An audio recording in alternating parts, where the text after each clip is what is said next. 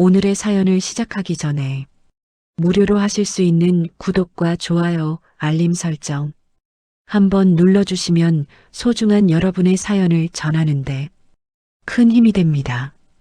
그럼 오늘의 사연 시작합니다. 제 마음이 찢어졌습니다. 제 장례식장에서 제 큰아들이 바닥을 치며 울부짖었습니다. 아버지, 이게 무슨 짓입니까? 아버지, 왜요, 왜 그러셨어요? 하객들이 웅성거렸습니다. 앞에 서 있던 변호사가 조용히 유언장을 다시 읽어 내려갔습니다. 피상 속인 박태수는 전 재산 50억 전부를 자식들에게 단 한 푼도 상속하지 않는다. 사람들의 시선이 제 영정 사진과 바닥을 치고 있는 준호를 번갈아 오갔습니다. 여러분, 지금 이 말만 들으시면 아마 저를 미친 사람이라고 생각하시겠지요. 아니, 어떻게 자식들한테 한 푼도 안 줄 수가 있어? 그렇다면 제 이야기를 끝까지 들어봐 주시겠습니까? 진짜 미친 사람이 누구였는지 제가 보여드리겠습니다. 모든 건 식탁 위에 놓인 요양원 팸플릿 한 장에서 시작됐습니다. 그날도 평범한 오후였습니다. 혼자 김치찌개를 끓여 먹고 졸음이 쏟아져 소파에 잠깐 누웠습니다. 목이 말라 부엌으로 걸어갔을 뿐인데 식탁이 이상했습니다. 늘 우편물에 약봉지가 뒤섞여 있어야 할 자리가 유난히 깨끗했습니다. 마치 누가 일부러 정리를 해놓은 것처럼요. 그리고 그 한가운데 색깔이 튀는 책자 하나가 펼쳐져 있었습니다. 프리미엄 요양병원 실버타운 안내. 웃고 있는 노부부 사진, 푸른 잔디, 흰 건물. 마치 여행 리조트 광고 같았습니다. 부모님께 최고의 마지막 시간을 선물하세요. 그 문장을 읽는 순간 가슴 어디선가 불편한 느낌이 올라왔습니다. 책자를 살짝 당겨보는데 표지 위에 붙어있던 노란 점착 메모지 한 장이 제 눈에 확 들어왔습니다. 볼펜으로 크게 적혀 있었습니다. 요양원 월 380만 원, 12개월, 6년 2억 7,360만 원. 아버지 예금 4억 중 2억 7천 사용 남는 1억 3천. 빌딩 매각 예상가 46억 세금 38억. 3남매 나누면 1인당 약 7억 6천. 빨리 진행할 것. 마지막 줄에 별 3개가 진하게 그려져 있었습니다. 제 남은 인생이 엑셀표 한 줄처럼 정리되어 있었습니다. 글씨는 제 큰아들 준호 글씨였습니다. 싱크대 쪽에서 물소리와 함께 웃음소리가 들려왔습니다. 야, 생각보다 딱 떨어진다니까. 준호 목소리였습니다.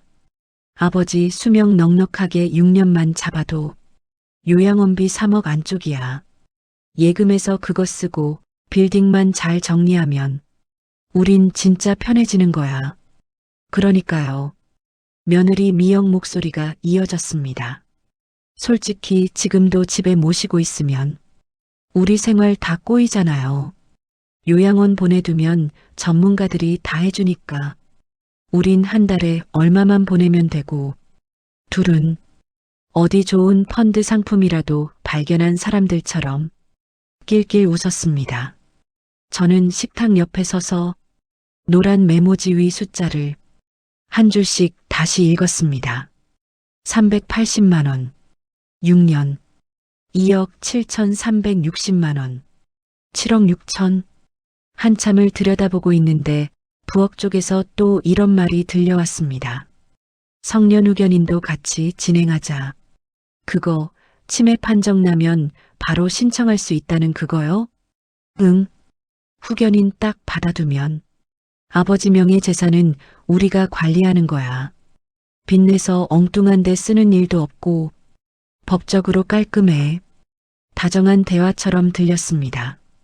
단지 제가 그 대화의 주인공이라는 점만 빼면요. 잠시 후 부엌 문이 열리고 준호가 나왔습니다. 아버지, 일어나셨어요? 제 어깨를 두드리는 손길이 참 따뜻했습니다. 요즘 많이 피곤하시죠? 연세도 있으신데 혼자 계시면 위험할 때도 있고 우리가 좀 더 자주 올게요. 저는 그 얼굴을 차분히 바라봤습니다. 1시간 전 이 손으로 계산기를 두드리며 내 남은 시간을 6년으로 잡아놓고 그 옆에 빨리 진행할 것이라고 적던 사람. 그럼에도 저는 웃는 얼굴을 흉내내며 말했습니다. 그래, 와줘서 고맙다. 제 말에 미영이 얼른 받았습니다. 아버님, 혹시 요즘 가끔 깜빡깜빡하실 때 있으세요?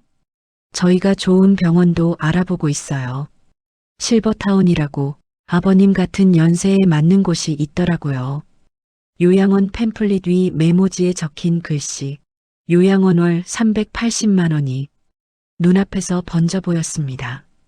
그날 밤 저는 방으로 들어와 오래된 서랍을 열었습니다. 맨 아래 칸 낡은 공책 하나가 먼지를 뒤집어 쓴 채 나왔습니다. 표지에는 희미하게 이렇게 적혀 있었습니다. 회계사무소 감사보고서 1987년 작성. 젊은 시절 저는 공장에서만 일한 게 아니었습니다. 잠깐이지만 회계사무소에서 일한 적이 있었습니다. 장부를 보고 숫자 속 거짓말을 찾아내는 일이 제 일이었습니다. 아이들은 모릅니다. 저를 그저 막노동판에서 시작해 운 좋게 빌딩 하나 잡은 공장 일꾼 출신 아버지쯤으로만 생각합니다. 공책을 펼치니 첫 페이지에 붉은 펜으로 적힌 문장이 눈에 들어왔습니다. 재산 관리는 진짜 믿을 수 있는 사람에게만 맡길 것. 그 밑에는 옛날 사건들을 적어놓은 메모, 횡령을 막았던 기록들이 빼곡했습니다. 저는 공책을 덮으며 조용히 생각했습니다. 그래, 준호야. 내가 계산은 빠를지 몰라도 숫자를 믿으면 안 되는 상황이 세상에는 있다는 걸 아버지는 안다. 다음 날 준호 방에 들렀습니다. 준호야, 아버지가 서랍 좀 쓸 게 있어서. 아무렇지 않은 척 서랍을 열었습니다. 맨 윗칸에는 영수증과 서류들이 뒤섞여 있었고 그 밑에 하얀 파일 하나가 보였습니다. 끌어내보니 맨 앞장에 크게 쓰여 있었습니다. 성년후견인 개시 심판 청구서 작성용. 날짜를 보니 3개월 전이었습니다. 제가 병원에서 인지기능 검사라는 걸 받기도 전에 날짜였습니다. 그럼 내가 헛소리하기도 전에 이 서류는 이미 여기 있었던 거네. 한 장 한 장 넘기니 제가 모르는 내용들로 채워져 있었습니다. 피후견인 박태수, 신청인 장남 박준호, 사유 기억력 저하, 판단 능력 현저히 저하됨. 기억력은 괜찮았습니다. 판단도 나름 또렷했습니다. 그 순간 한 가지가 분명해졌습니다. 아, 이 애들은 내가 언제부터 이상해졌는지가 중요한 게 아니었구나. 단지 언제부터 이상한 사람으로 만들지가 중요했겠구나. 위조된 서명 2차 반전, 성년후견인 서류 뒤에 또 다른 파일이 끼어 있었습니다. 부동산 매매가 계약 매도인 박태수. 눈을 의심했습니다. 그 아래에는 견적처럼 적힌 금액과 부동산 중개업소 이름 그리고 제 이름이 쓰여 있었습니다. 박태수인. 도장이 찍힌 자리를 오래 보았습니다. 도장이 비슷했습니다. 하지만 제가 찍은 모양이 아니었습니다. 도장 테두리에 묻어난 잉크 자국, 살짝 돌아간 각도. 저는 제 도장을 어떻게 찍는지 누구보다 잘 알고 있습니다. 그래, 숫자 속 거짓말 찾는 게 내 특기였지. 문서를 덮는 손에서 온기가 빠져나가는 게 느껴지면서도 머리는 묘하게 차가워졌습니다. 그날 저녁 준호는 제 방문을 두드렸습니다. 아버지, 들어가도 돼요? 웃는 얼굴이었습니다. 손에는 과일 한 접시가 들려 있었습니다. 아버지 좋아하시는 감이에요. 요즘 드시기도 불편하시죠? 제가 까드릴게요. 그 손이 잠시 제 어깨에 올랐습니다. 따뜻했습니다. 정말로. 아버지, 요즘 이런 생각 드실 수도 있어요. 내가 자식들한테 짐 되는 건 아닐까? 근데 그런 생각 안 하셔도 됩니다. 우리가 다 알아서 할게요. 걱정 마세요. 저는 방금 전에 봤던 성년후견인 서류와 위조된 가계약서가 떠올랐습니다. 그래도 저는 웃는 얼굴을 하고 이렇게 말했습니다. 그래, 준호야. 너 말대로 이제부터는 니들이 좀 알아서 해라. 입에서 나온 말이 가슴까지 내려오는데 꽤 오래 걸렸습니다. 밤이 되자 온 집이 조용해졌습니다. 저는 불을 끄고 거울 앞에 섰습니다. 거울 속에는 70대 후반 노인이 하나 서 있었습니다. 피곤한 눈, 깊게 파인 팔자주름, 살짝 굽은 어깨. 태수야, 내가 숫자 하나만 보고 복잡한 장부 속 거짓말을 찾아냈던 사람이잖아. 저는 중얼거렸습니다. 이번에는 사람들 속 거짓말을 한번 찾아볼까? 그날 마지막 결심을 했습니다. 그래, 너희가 치매를 원한다면 내가 치매가 되어주마. 대신 미친 척하는 건 내가 주도권을 쥐고 하겠다. 다음 날 가사 도우미 김 여사가 빈 소주병과 재활용을 들고 거실을 정리하고 있었습니다. 선생님, 오늘은 좀 어떠세요? 10년 넘게 이 집을 드나들며 제 밥을 차려주고 제 약을 챙겨준 사람, 저는 그 사람에게 처음으로 제 속마음을 꺼냈습니다. 여사님, 만약에 말이요. 내가 갑자기 정신이 오락가락하면 제일 먼저 누굴 불러야겠소? 김 여사가 조용히 저를 바라봤습니다. 전 선생님이 아무 말도 안 해도 제일 먼저 올 겁니다. 그 말이 이상하게 아들의 말보다 더 믿음이 갔습니다. 그래서 전 말했습니다.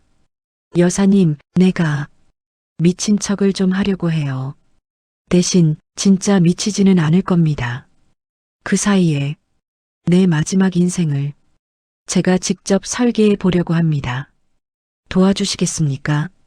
김 여사는 한참 동안 제 얼굴을 바라보더니 조용히 고개를 끄덕였습니다.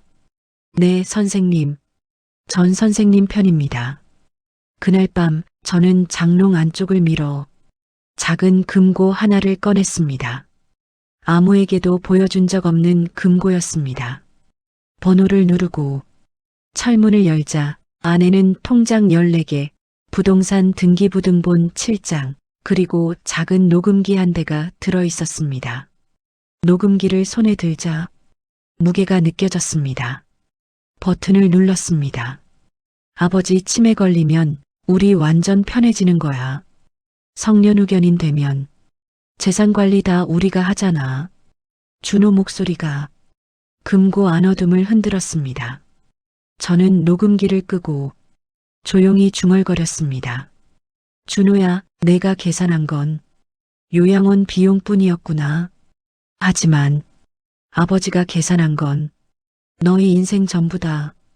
금고 문을 닫으며 마음속으로, 그리고 내 작은 연극의 막이 이제 막 제대로 올라가고 있다는 걸 저 혼자 알고 있었습니다. 오늘의 사연 어떠셨나요? 구독자분들의 생각을 댓글로 편하게 나눠주세요. 이 아름답고 따뜻한 사연이 널리 알려질 수 있도록 공유해 주신다면 여러분의 일상에도 기분 좋은 일이 생길 거예요. 지금까지 시청해 주셔서 감사합니다.